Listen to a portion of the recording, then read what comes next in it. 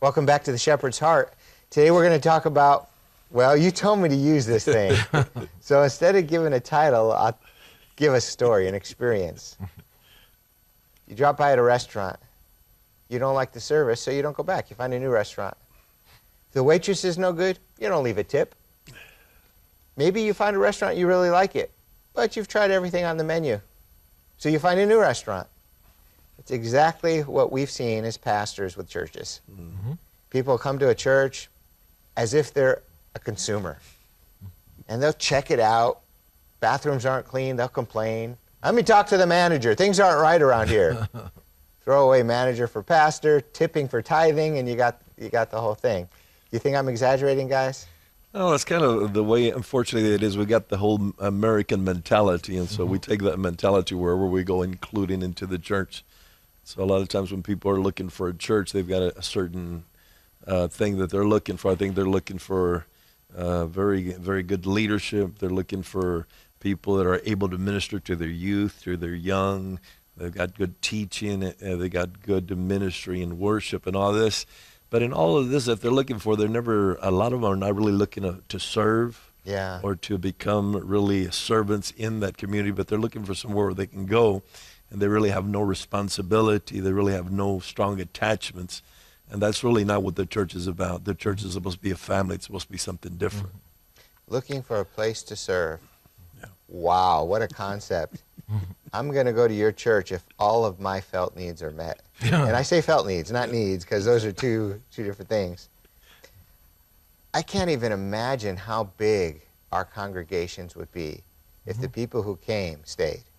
And I don't mean the people who come once or twice to check it out. I mean the people who come, they stay for months, even a couple of years. Yeah. And then, for whatever reason, they get the bug. It's not because of some doctrinal issue. It's not because of immorality. It's not because of anything serious at all. They just wander off to something else. Yeah. Our consumer culture has certainly made this possible. Gone are the days when there was one church in the center of town and people walked there. Back in Pennsylvania, I've driven through many towns where it was clear that the town was centered around the church. People walked there. Today, everyone's got 2 or 3 cars in the driveway, and it's easy to drive by 5 churches to get to one that you think you may prefer. And so when you have that ability, it's not a surprise that in this consumer-oriented society, consumer mentality even takes over the believer. And of course, it's completely different from what the scriptures portray as the New Testament community, but it's a reality. And even if you're doing things right in your local church, you still are going to run up against this. And sometimes it hurts. It feels like a betrayal. I'm thinking of one family in particular who, a couple of them were going through some serious medical issues, and we labored in prayer for them, and we were constantly in touch with them. We really cared for their well-being.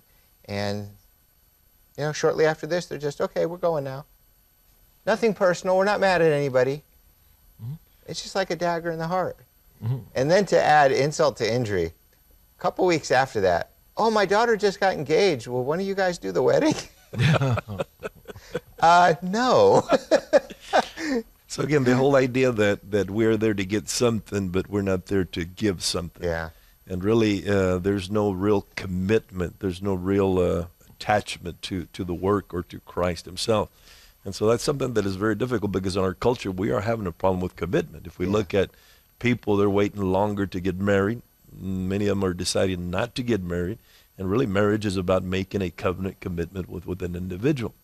And so when we come into the church, we need to make a covenant relationship with the people. That includes the pastor, the leadership, and the people. But again, this idea and concept of that I am in covenant with you and that I have responsibilities towards you as you have responsibilities towards me, that is something that is kind of flying out the window, and people don't have that concept. It's very easy to call one another brother at the church. Hey, brother. But if you call somebody a brother, there's a big commitment that goes with calling somebody a brother. My goodness. And it's Are very we important. really family? Exactly. So it's very important to bring that out. from time to time that, hey, if you're going to call somebody brother, you better think it through. What does that mean?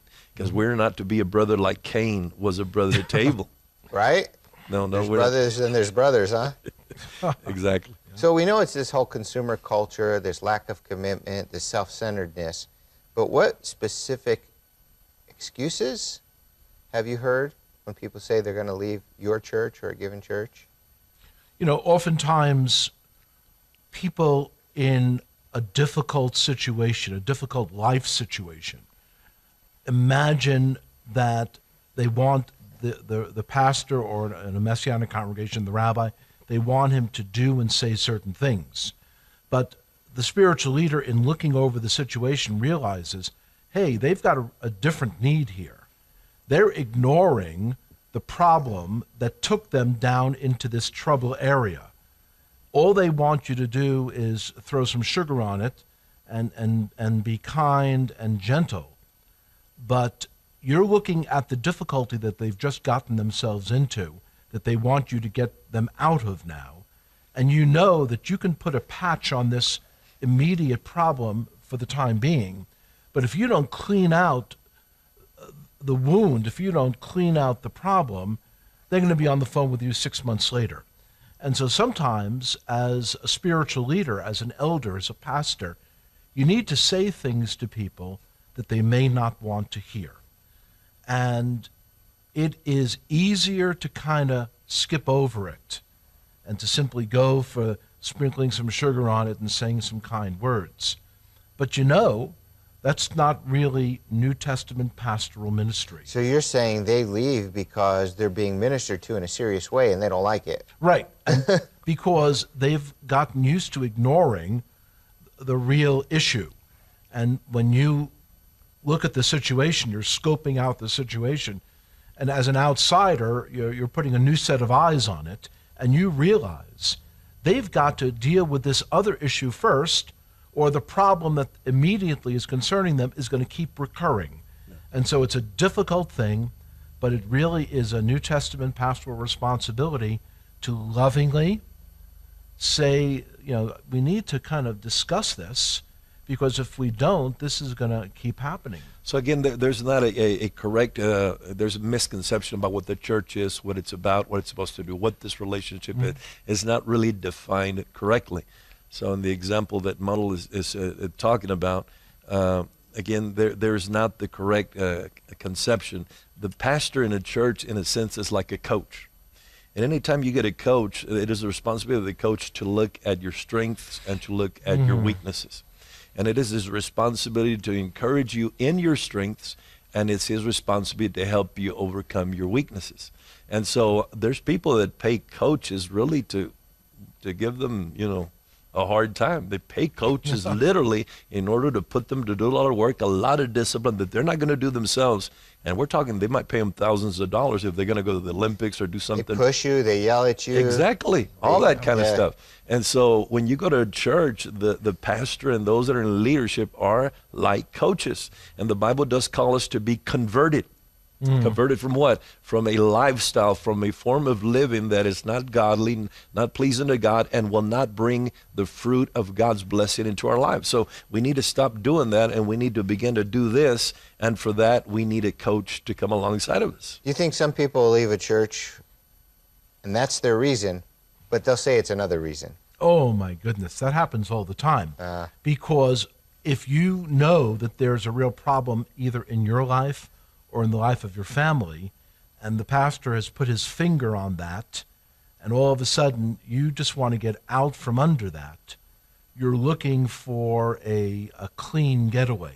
You're looking to not besmirch your reputation among those folks, so you're going to come up with a different reason. Now, both you and the pastor knows the reason that you have left, because you did not want to deal with a recurring issue of sin or a recurring problem. But certainly you're going to look to have our schedule changed, or the kids are now involved in this sports club, and the later service at this other church will allow them to participate. And again, in the evangelical world, where you can go to certain communities And every 5 or 6 blocks, every mile or so, there may be actually a half-decent evangelical church. Yeah. And so it facilitates that. It feeds that sort of thing. It enables that dysfunction. And this brings up, I don't know if you want to go into this, but this brings up an entirely important area. When a new family comes into your congregation and you are a spiritual leader, it is incumbent to ask them, where have you been before? Where are you from and why are you here? Why did you leave Church X to come to our church Y? And that's a difficult thing to do because you may be so happy that they're there, particularly if you're struggling. Right. A new family comes in, it's an intact family, they're driving a decent-looking car, they look like they'd be a good addition to the church family. You may not want to, to dig too deeply. Well, I understand that you don't want to do that, but you're just kicking the can. Better now than later. Better now than later, 'cause Yeah. you're just kicking the can down the road. So if you don't realize the reason that they left Church X is because of a serious problem with them, and you take them in, and they've got these talents, and they start to get involved, and then he gets on the board of trustees. 2 years down the road, all of a sudden that problem resurfaces. Yeah. But now he's on the board of trustees. Yeah. And you start to think, let me call Pastor so-and-so from their former church. And he gives you the lowdown, and you say, oh, that's exactly what they've done here. Yeah. There are, it's hard, that case in point. If you pastor a small church, it's much easier to be involved when new people come in. That's right. The bigger the church is, the more structure you need to deal with stuff like that. Mm-hmm. And then if they've come from a big church, there's a good chance nobody knows them anyway. Ah, yes. One of the excuses I've heard from people who've left my congregation and have come from other congregations and left theirs, and they couch it in different words, but it comes down to this: the pastor's not available enough. And I remember talking to some people, and I don't know if these were the ones that were mad at me or the ones mad at the other pastor, said, let me give you an example. You know how many people are at that church. Let's say there's 300 people at that church. If he greets everybody in the morning for 30 seconds, it's 150 minutes. It's over 2 hours. And they look at me like this, I never thought of that. No, you didn't. You just got mad and left. The pastor is a nice person, godly person, runs an organization, teaches the word, visits people, prays with people, marries people, buries people. Has a wife, has a girl, has a daughter, has a son, has grandchildren. But everyone, the selfish people, everyone, Yeah. they got to be their best friend too. Yeah. And have to say hi to them every morning. And they just, I don't know what to call it, too self-oriented, too self-centered. And so you take that morning greeting to 150 minutes. That's only 300 people. If you got 500 people, if you have 1,000 people, what if one person needs counseling for 10 minutes? Yeah. Now take that to visitation. Well, pastor hasn't been over to my house. Well, if I visit everybody's house, I'll visit you once every 2 years. Exactly. At a medium-sized church. Right. At a small church, it might be I'll visit you once every 60 weeks. And that's 60 families. And that's why they got to understand that this is a teamwork, and they got to be able to accept someone else besides the pastor visiting them. That's right. And so that's something that we need to ingrain in the congregation, that we are a pastoral team and Yeah. that we're working as a team, and that the leaders that we place over them are capable of handling the majority of problems or situations they're going to have. And for them to have confidence that if that individual thinks that he is not capable, then he will come to the pastor or someone else, and then we will get involved. But a lot of people can never get over the fact that they can't deal one-to-one with the pastor. And in a sense, to me, that presents a problem where they are trying to identify the pastor as though he was Jesus Christ. And the pastor and Jesus Christ are two very different things. And so a pastor cannot be everything to everyone. Jesus Christ is everything to Only everyone. one of them's omnipresent, and only one of them walked on water. Exactly. So again, they've got to get over that. They got to get over that and understand that the same spirit that is operated in the pastor is now operating in these leaders also. And we can see that in the case of Moses when he raised up the 70. God told him, I will take the spirit that is in you and I will place it in them. So they've got to be taught to have the confidence that that is, in fact, what God is able to do. And so if they can do that, then they can really grab a hold of the vision and grow in the vision.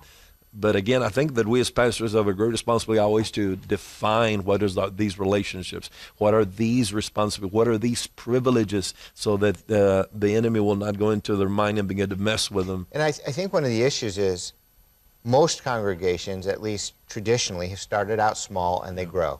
I mean, now big churches plant big churches. They send 500 people to start a new church. It's already big. But you start as a small congregation with 3-4 families, and you're used to that intimacy and that fellowship, and you're always there for one another. Then you're 10 families, 15 families, 20 families. Now people are starting to feel ignored. 30 families, 40 families. It's not the church that it used to be. Yeah. And you go from this small family intimate group where everybody knows everybody can't make the transition. And some people will try to hold the church back, or try to hold the pastor back because they want to retain what they had. Yes. They don't want to lose that intimacy. And so I think there's a growth platform that congregations hit, and that's one of the issues that have to be dealt with. And that's one of the reasons. That's one of the reasons we employ like small cell groups. The point of small cell groups is that the point is that we got the large celebration, the large meeting where everybody's at, but then we've got a small group where you can know everybody there by name. You can know their birthday. You can know their anniversary. Because like when you were saying, when we're in the small church, hey, it's so-and-so's birthday and so-and-so's anniversary and all this kind of stuff. And then we had time, hey, you want to witness something? Yeah, let me witness this. But as we were growing, I kept telling the church, there's coming a day where we're not going to be able to do that anymore. I'm not going to be calling out birthdays and anniversaries from the pulpit, because if I do, too many. we would not do anything else. Yeah. And so they understood that. Barely this past week, somebody asked me, well, we'd like to sing a song for a birthday. And I said, well, we can't do that, because if we do that, then everybody's going to want me to do that, and there's not going to be an end to that. And some people understand, and some people get offended and leave. Exactly. It happens. I've seen it. We saw in the small groups that we established for a while in our Messianic congregation that they actually were pretty effective in ministering to some of these needs. Yeah. There was a genuine sense of community, and oftentimes when there was a physical need, people would pick up the phone and call people in their home group, in their small group absolutely. first. Yes, because it's a beautiful thing. oftentimes there was a geographical area.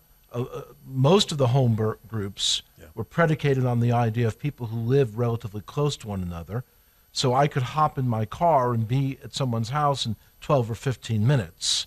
But it really is the pattern that Moses established when he tried to see everyone all day, and finally they came to him and they said, no, if you continue to do this, you will wear yourself out. Appoint ones over 100, or ones over 10, and all these various formulas that they had for leadership. And it really is the only thing that will work once you get past a certain size. Yep.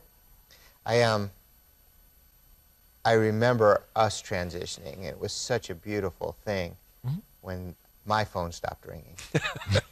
And the people whose phones do ring now, they love it. Because to them it's not overwhelming. They're sharing the love and the gifts that they have. We are supposed to equip the saints for the work of the ministry, not do the ministry for the saints. It's a big difference. All right, so what would you say to someone who's thinking about leaving his or her church? I would ask them, very frankly, what change was there in you or your family that maybe contributed to this? Because oftentimes people will say, well, I want to leave because Pastor so-and-so did this, or Pastor so-and-so didn't do that. All the while, there may have been something that was going on within them or within their family that was actually the far more important thing. So they're looking to try to grab hold of some external reason to take the focus off of them. Oftentimes, it's an internal issue. And so people need to simply be honest with themselves. You know, there's something else that we need to put out there. Not every congregation is going to be the best fit for every person. And so I'm very grateful that there are various possibilities. People have different preferences in music, in all these sorts of things. Last evening we were at Pastor Umberto's church, and there are many people who respond to worship, and that sort of church is going to be the best fit for them. That they can lift up their souls to the Lord, and it's going to be a very effective sort of thing. Others may have a different cultural orientation or cultural preference.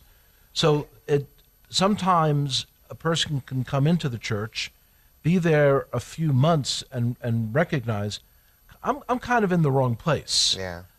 Love the folks, love the fact that they're all believers, but I just don't feel a soul liberty in the main worship service. I feel as though all these other factors are always needling me. And in that instance, it's best to simply, honestly go to the pastor and share these things. I believe a wise pastor will recognize that there are times when that's going to be a valid concern.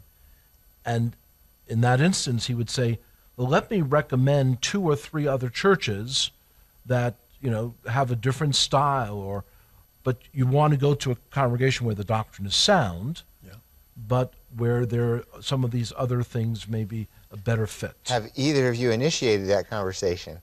Going up to somebody and saying, you know what? This may not be the congregation for you.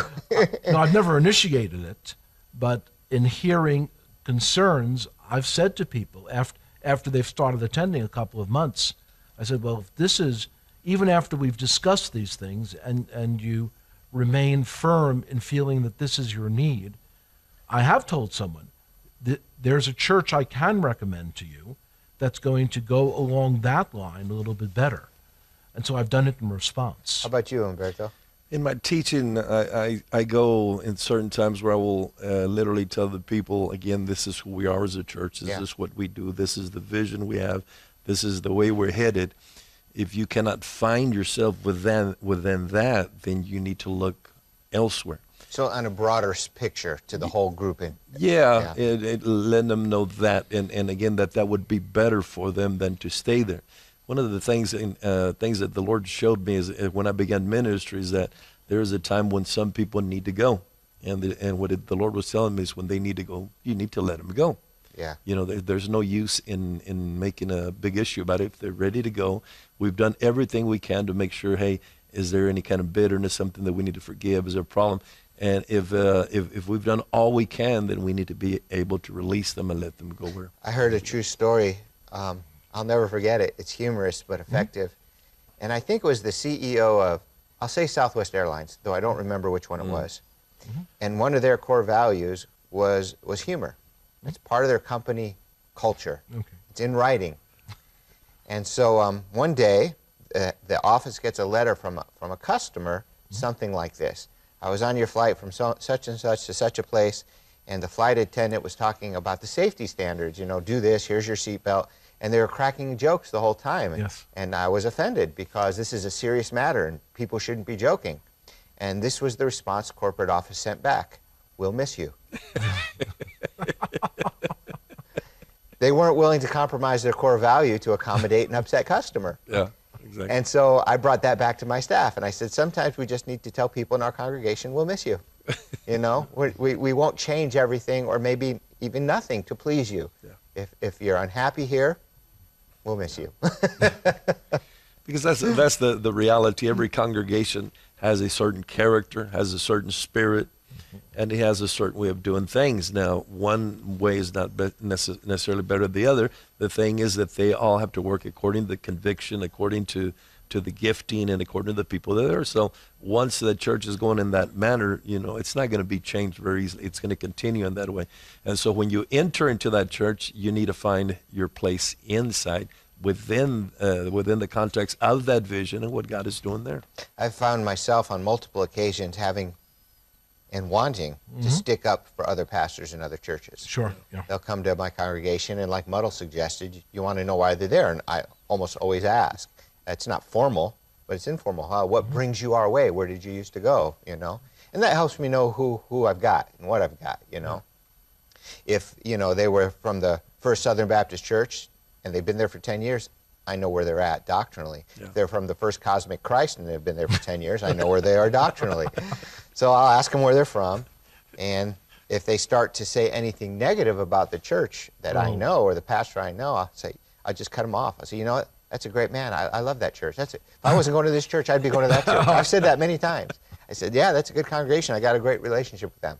And I want them to know right off the bat, how I feel, and that in a gentle way, I'm shutting them down, Right. and I'm discrediting their pending complaint.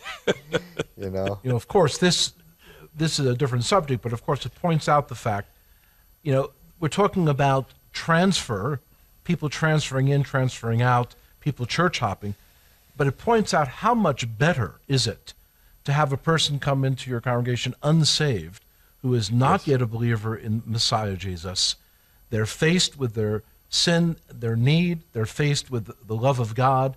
They come to saving faith, and they can be discipled, hopefully, the right way from the beginning. And ultimately, that's the best, again, people that we need to seek for, Yes. We need to seek that one. Why? Because we'll be involved in forming that individual according to the vision, according to the custom of the church. And so that will be a spiritual son and daughter that will grow the best.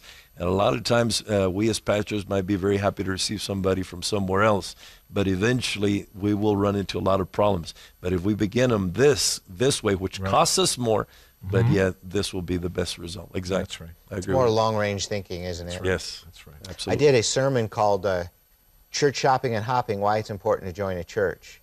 And in it I gave a lot of Bible verses. There are actually a whole movement of people who don't think church membership is biblical.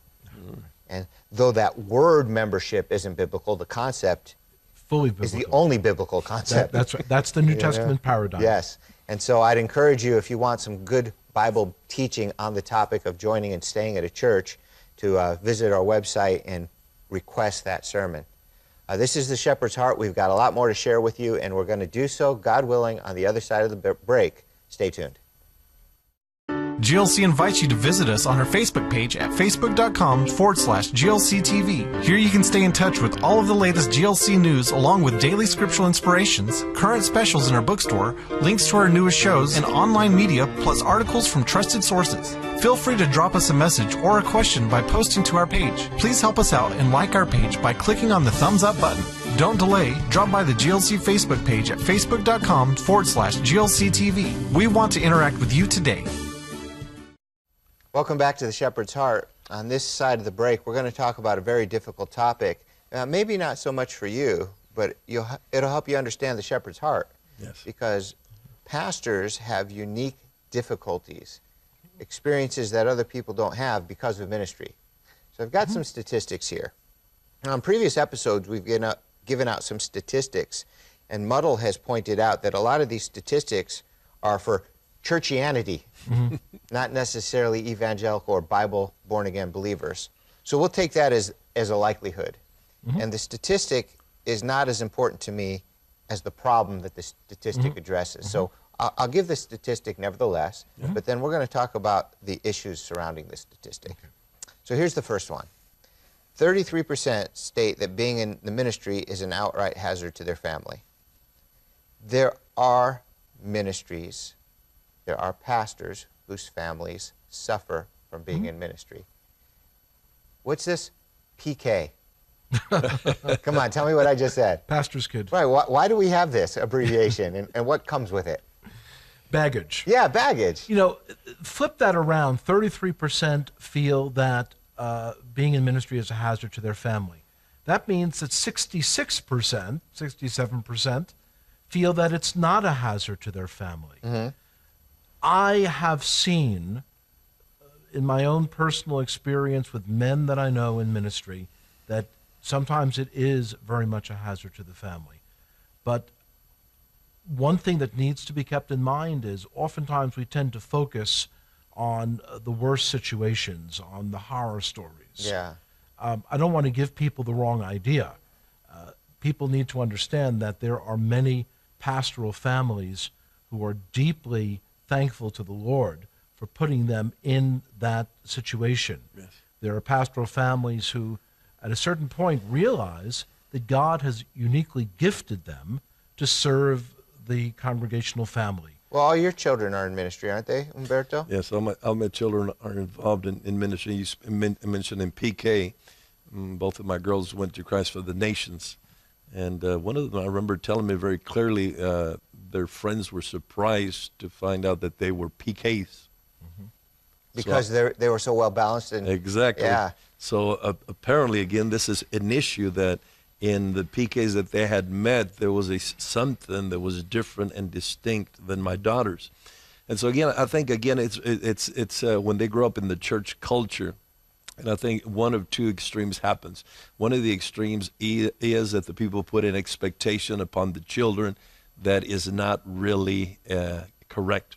An expectation that they should be better than everybody else's children. Everybody else's kid. They should behave better.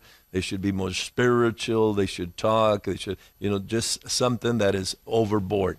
The other extreme is when they cover up for the children of the pastor. I think a lot of times this is what causes them to be, very rebellious, because he's the pastor's a kid, and so they say, shh, you can't say anything. Shh, you got to be quiet. It's the pastor's boy. So both of these extremes are very bad for the life of the children. And so in my personal walk, I actually went through and taught the congregation that I did not want any of these extremes, that my children would to be like their children, that we would know that they would have failings, that they would sometimes misbehave or whatever. And so they needed to treat them like any other kid in the church. So this is something that we taught them, that we showed them to fight against that effect. Here's one of the things that troubles me. Haven't seen it in my own family, thank God. But could tomorrow, so I don't want to say, I'm above anything. But sometimes, pastors' kids will have problems like other people's kids will have problems. There's a passage in the scripture that says an elder's family should be well-behaved and in order. Yes. And so if something goes south, there's those people in the congregation who can't wait to jump on your family and maybe even say you're no longer fit to be a pastor because your children are misbehaving or stepping away from the faith. What do you think about that? It's a reality, and you can't ignore it. I think the healthy thing to do is not to sweep things under the rug, but as Pastor Umberto said, is to put it in front of the people and say, this is an average kid. He's not super kid. He's not super pastor. Mine are. Just saying. With the exception of Steve's 4 wonderful children. Right. But it really is the grounds for resentment if the child is given the idea that they have to prop up their parents. My son was always understood that he can fly under the radar with all the other kids, simply because I was the leader of a Messianic congregation. It doesn't mean that he's going to start to answer Bible questions. He was able to, usually more than the other kids, but that's not his job description in life. His job description is to grow up in a healthy sort of way.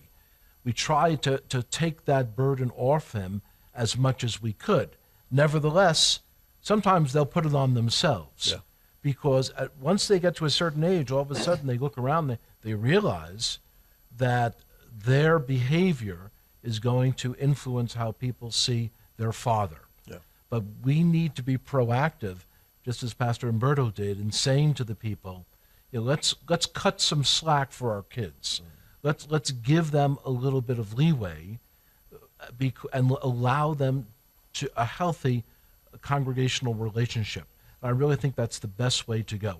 Don't expect, if you're out there, don't expect your pastor's kids to be junior pastor. It's not going to happen. Something very similar happens with spouses. Now, I've been at my congregation for 25 years, so for personal experience, we're going to have to go way back. But I've heard it from others, this concept. You're candidating for a church. and they say, what does your wife do? In other words, they want to hire 2 pastors Right. for the price of 1. Will your wife be teaching Sunday school? Will your wife be in the praise band? Will your wife run the nursery? Wait a minute. You know, my wife is just a congregant like everybody else. Yeah. She happens to be a godly woman and happy to serve, Yeah. but we're not putting any extra pressure Yeah. on my wife, just like we're not putting any extra pressure on my children. I think these are the hazards to ministers' families. Yeah, it can become a real issue and problem when people have a concept about what a pastor's wife is, does, dresses, behaves, Yeah. sits, and all of this kind of business. And so again, that's where a pastor has to instruct the congregation that that's not the way it is. Again, in my case, my wife was going to be served according to her gifting, according to the leading of the Spirit upon her life, according to the passion that she felt, and her passion has been children. So all of the kids in the church have been raised in one way or another under her ministry, under her authority, and so they love her like mom, and That's they awesome. come around her all the time. Yeah. It's mom. And so, but this is something not because we demand it, we say that's where you got to be. No, my wife usually does not sit next to me in service. She's always doing something. People say, well, there she is. And again, but this is the way that she feels good, free, fulfilling, and that's what we want. I have, as you both know, 2 congregations, which results to 2 services, 2 major services, one on Saturday, one on Sunday. My wife has chosen Saturday. That's the one she's always been a part of. That's the one she is. So she's rarely there on a Sunday. The Sunday is an entirely different congregation. So we joke sometimes. Is Steve really married? Does Steve have a wife? No pressure for her to be there Right. so that everybody can see she's there. Exactly. Similarly, my wife is a career woman. She's a mother.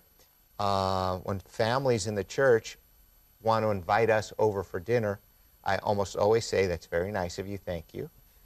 But I'd be happy to meet with you. But my wife has her own life. She can't come to everything I come to. This is my ministry and my career. She works very hard with the family and with her own career. Some people, at first it was quite difficult. There was always somebody upset. Yeah. Now people know. Sometimes there are visitors, and I suppose they're visitors from small churches because with Right. big churches, they don't expect that. Yeah. Right. But with small churches, you could see the look in their eye. Why won't she come? And I'll try to explain to them very nicely, you know, she's got a life, she's got her own things doing, but if you want to meet, I'm happy to meet with you. So I think protecting our children, protecting our spouses is extremely important. Even if it's difficult, there's pressure. Sure. And I think if we did that, there would be fewer problems, and more of the spouses wouldn't be so hurt Yeah. with their husband's ministry. Because this next statistic says 80% of spouses wish their spouses would choose a different profession. Spouses. I guess they're afraid to say men and women. Yes. Yeah. Even though everybody thinks everything's egalitarian and women are pastors too, well, still there's only a small fraction of them that are. Yeah, Even, sure. you know. So 80% of pastors' spouses wish their spouses would choose a different profession. So let's just say it's not 80%. I'm sure there's still many that do. Yeah. I think because of the pressures I mentioned in part. Yeah. Can you think of any other things on that topic?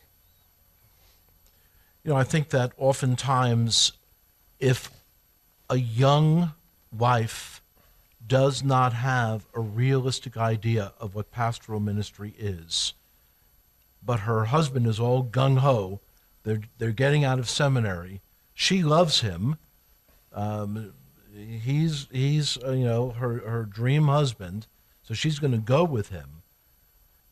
It's his calling. She may be totally unprepared for the level of sacrifice and the level of scrutiny that comes with the pastoral office. I almost think it's incumbent then upon either denominations or associations, especially with a young couple, to kind of give them a wake-up call as to what this is all about.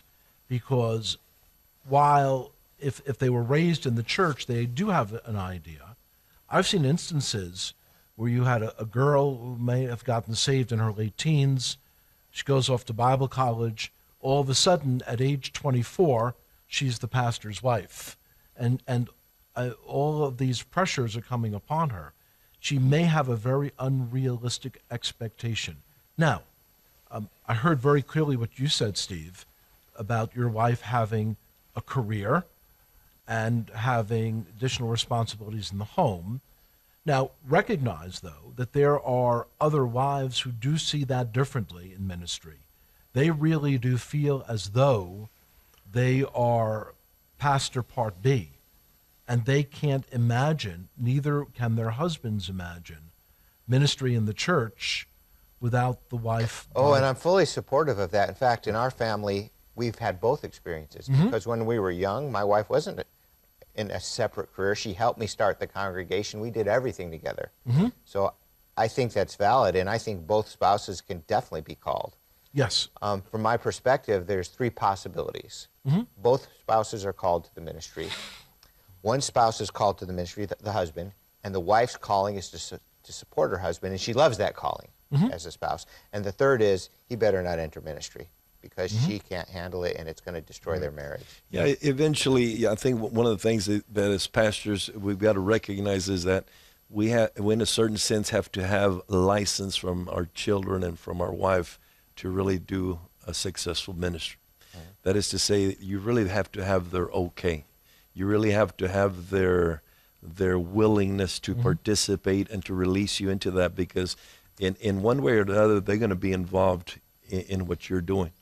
And so I think as pastors, we got to have that ability to recognize again that we need to have their okay in what we're doing. They need to be on board with what we're going to do. So I always tell pastors one thing: never do more than your family will allow you to do. That brings 1 Corinthians 7 to mind. Are you married? Do not seek a divorce. Are you unmarried? Do not look for a wife. But if you do marry, you have not sinned. And if a virgin marries, she has not sinned.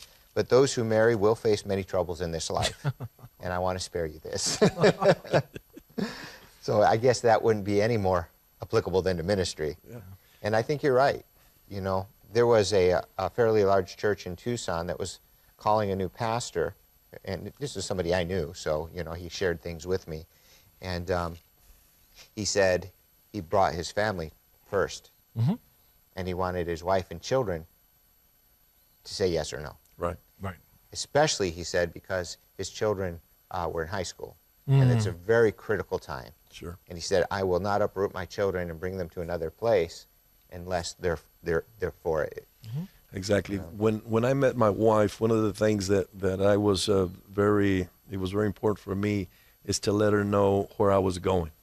When I met her, I was about to graduate from college as an electronics engineering major.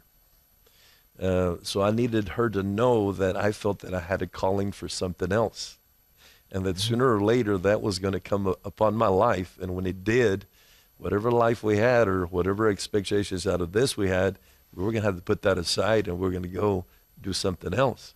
And so I was very sure before we got married that I sat down with her and told her this is going to happen one day in the future. I was taken by surprise. I had never intended to be a pastor, and my wife had therefore never expected to be a pastor's wife. We were actually going to move near Muddle and kind of team up with Muddle and his wife to do ministry in the greater New York area. That's how far back we go. But God had other plans, and we ended up going into ministry. So it was nice that you had the opportunity to do that. Exactly. For us, it was a little different. 25 years later, here we are. So they're just things that as a pastor, you know, we really need to be cognizant of. And again, it's good for us to be able to minister certain things. I do work with younger pastors, and when I do offer them certain advice. For example, there's certain pastors that have very good notions, very good feelings about something, but there's really lacking of wisdom in it. For example, there's some young pastors that want to use a very much open door policy to their home, to their family life, to every member of the church, because we're just one big family. You mean like, come knock on my door anytime? Whenever you want, my door is always open, and you know, we're just one big family. I mean, it sounds very good. It sounds very theoretically, I mean, it's so wonderful, but in effect, it can be very dangerous to your marriage, and it can be very dangerous to your children. And so you've got to be very careful about these concepts that appear very Christ-like, appear very good, but they're lacking wisdom. Okay, how can they be dangerous? And I'm not asking for my benefit. I'm asking for our audience's benefit because they may not see it from a pastor's perspective. There are certain just things that happen in life. If you have an open door policy, there can come a certain individual with certain weakness, and certain things can happen to your home, to your family. We have ministered with people in Mexico, for example, and these people are working with drug addicts, they're working with alcoholics.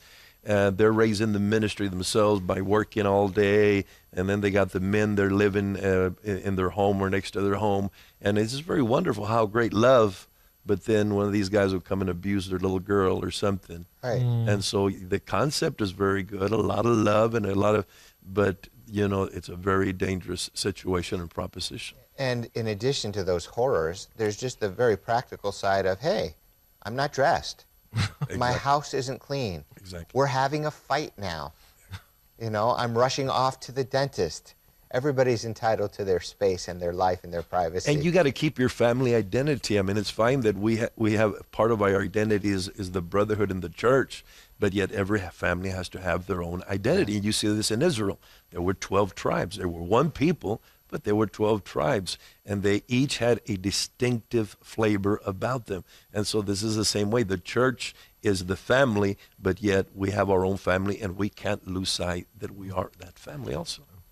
All right, here's another one. 80% of spouses feel left out and underappreciated by church members. Mm-hmm. Have you seen that happen in pastors' wives? Feeling underappreciated or left out? I think that what happens is the average church member is simply and innocently unaware of just how much many pastors' wives are doing. Mm-hmm. It just simply, I know that in the case of my wife, when I served as senior pastor, she was doing many things for our congregation in our home. She was preparing things. She was doing clerical things. Because we have a Messianic congregation, she was doing a lot of the Hebrew translation. She was preparing lessons for the children. So if you didn't have a child in the Hebrew class, you were unaware that my wife was spending several hours a week preparing Hebrew lessons, and then later on she would do Skyping, giving lessons to some of the kids in the congregation in preparation for their bar or bat mitzvah. You may not have been aware because you're only aware of one section of what she does, right? The section that affects you. Well, she is also ministering to other people in a different area. So underappreciated, yes, because so many people are only seeing a small part of what she does. And I think it's only her love for her husband and her love for the Lord that makes her grit her teeth and go forward. Well, you're talking to a bunch of people right now. Mm-hmm. What would you tell them? How can they fix this in their own church? Recognize that your pastor's wife has multiple roles to fill, and she may not be 100% in any one of those areas. She's got to, you've got to slice up your life a certain way. So how much should she give her husband? How much should she give her children? How much is she able to give to the congregation? So don't expect her to be always on call for you, because she has to be on call for her husband, for her children, for her own concerns. Yeah. You know what else I think would be helpful? Pastors, they have Pastor Appreciation Day. Yeah. It should be Pastor and Wife Appreciation Day. We usually did that in our congregation. And even in the churches where I served as an elder of sorts, it was always pastor and wife. We never singled out. Every one of us was smart enough to recognize that he could not have done what he was doing had it not been for the support of his wife. And then perhaps ongoing, I often get letters and cards and emails thanking me for my ministry. Mm-hmm. It would be nice. I mean, those letters are wonderful. When you send those to your pastor, include your pastor's wife. Yes. And even, as Muddle says, you may not see her ministry, but you can guarantee he's not doing his work without her. She is propping him up. and encouraging him. It would be impossible for a pastor really to have any type of effective ministry without the participation of his wife and his Exactly. family.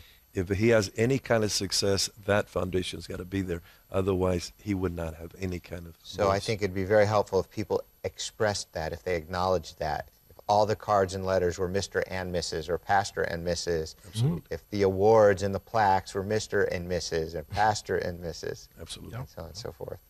All right, so here's a question. Hopefully, we'll be able to wrap up with this one. What can a pastor and his family do to survive and thrive in ministry?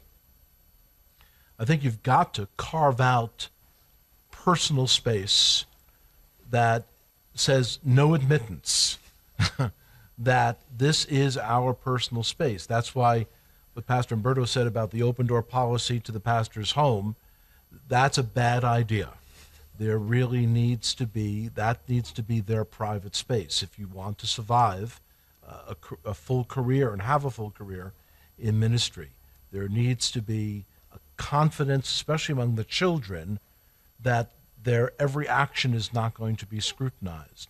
Sure, if you want to invite people into your home, I've often, as a visiting guest speaker, been to a meal in the pastor's home, and almost invariably there were other church members there as well, because I was the visiting speaker. Sometimes they'd have the chairman of the Board of Elders or the missions committee head, or people who were interested in the Jewish roots of the faith were invited. The kids understood, though, that for the next 2 hours, their home is open. But then once we leave, the door is closed, it really is their space. And so, folks who are members of congregations shouldn't impede upon that. If they value the pastor, they definitely won't impede upon that. I've got to think there's a reason that parsonages aren't popular anymore. Oh, my goodness. Well, for many reasons. Because I'm part of an association which has come to recognize the fact that many men would approach retirement age and they'd have barely any savings. And because of the unique structure of pastoral salary, a whole nother subject, many of them never were being paid into a pension plan. Some pastors, and this is not well known, some pastors have actually opted out of Social Security, which is a possibility early in your career. And so it is incumbent upon folks to recognize these sorts of unique situations for their pastor. And even though you say pastoral salary is another question, topic altogether, and it is, I think a lot of spouses and even pastors, though, feel underappreciated because of their support package, because they're not being sufficiently paid. There's an old saw that goes like this: Lord, you keep our pastor humble, we'll keep him poor. Yeah, exactly. And being poor does not necessarily go hand in hand with being holy. And that's a simple reality. In our world today, if you need to get around, you need to go. It's a very different thing from the old parson back in the 1800s, where he just walked around the town to do his ministry. It's a very different situation today. The pastor needs to have a sense of full security. That's why we always made sure that we had a full medical insurance package for our pastor, and that we allowed him the ability to structure his pay package. Yeah.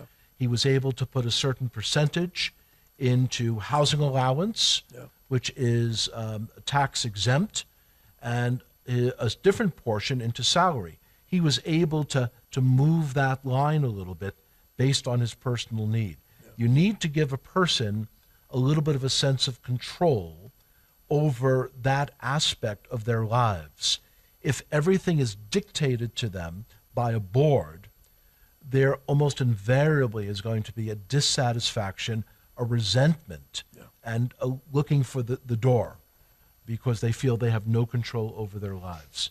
People use this concept of humility tied to salary, but they never want to apply that to themselves. Yeah, exactly. And it's not biblical. The only biblical portion is 1 Timothy 5. It says, the elders who direct the affairs of a congregation well are worthy of double honor, especially those whose work is preaching and teaching. So the only biblical guidance we have for salary is double. So if you really want to get specific, come up with a fair salary and double it.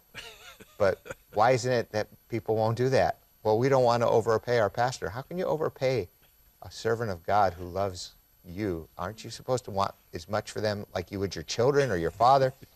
We're running out of time. I'm sufficiently paid, so I'm not like suddenly griping or anything. And you're not angling for double your salary. No, I'm not. I'm doing Because quite, I'm other doing people quite see well. that verse as being double honor, not double, money in essence. Yes, Okay. but they're mistaken. I suppose we could talk about that on another episode. But safely, we're out of time. We'll see you next time on The Shepherd's Heart.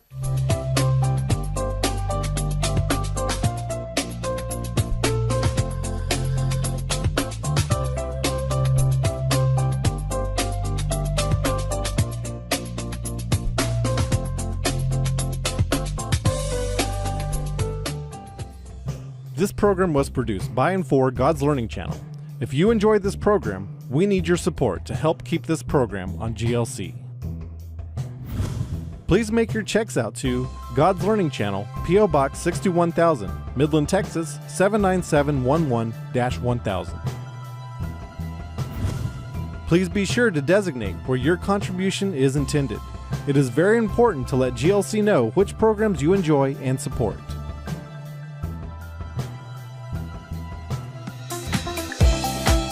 Order your copy of this program from the GLC bookstore by calling the numbers or visiting the website on your screen.